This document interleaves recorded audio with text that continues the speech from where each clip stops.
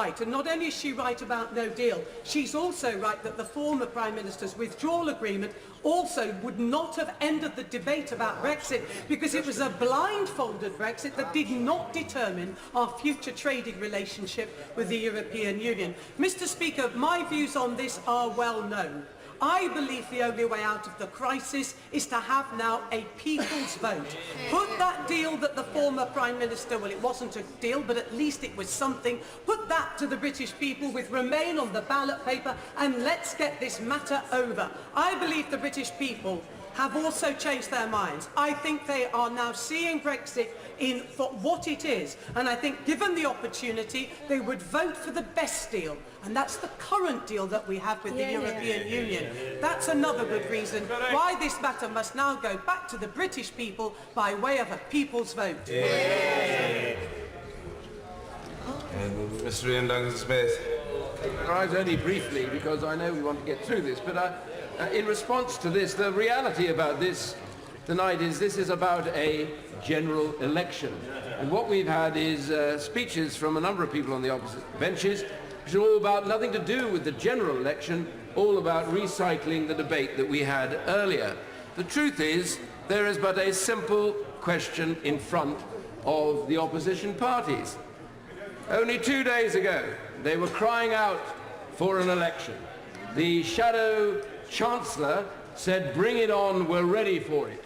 The leader of the opposition, when he wasn't having his afternoon nap and awake enough to be able to meet the media, said he wanted to have an election. The Scottish nationalists were adamant that they were going to vote for an election. And the reality, no, wait a minute. The honourable gentleman's made a fool of himself already. He should stay put. I'm doing him a favour. What I can say, I am really doing him a favour. He may not understand it.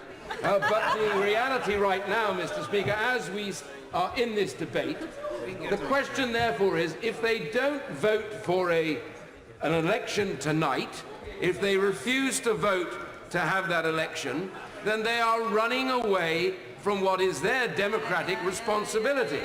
I say to those like the Honourable Lady, one time my honourable friend, no, honestly, he really doesn't want to do himself any disfavour any longer.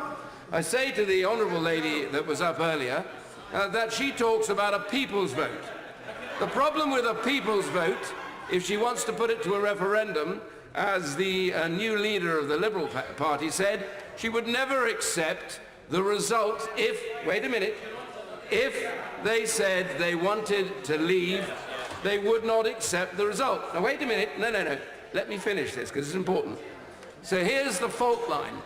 Without a different parliament, a new referendum will change absolutely nothing if it votes to leave again, because we'll come back to this parliament, and all that will happen is they will stop, delay and try and defeat that motion.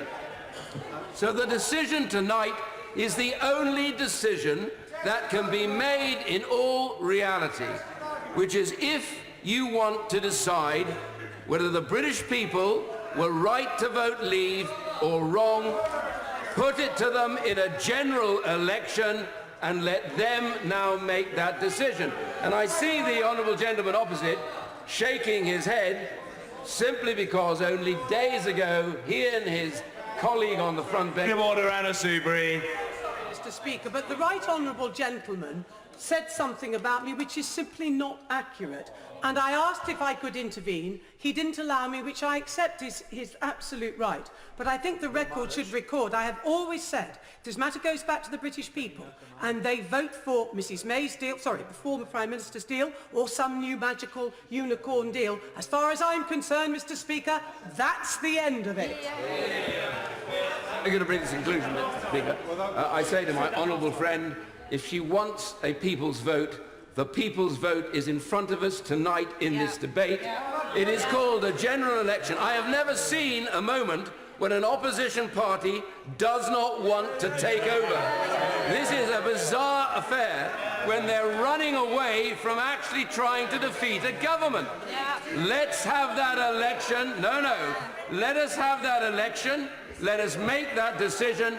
And if the right honourable gentleman who leads the Labour Party right now genuinely believes in democracy, put up or shut up.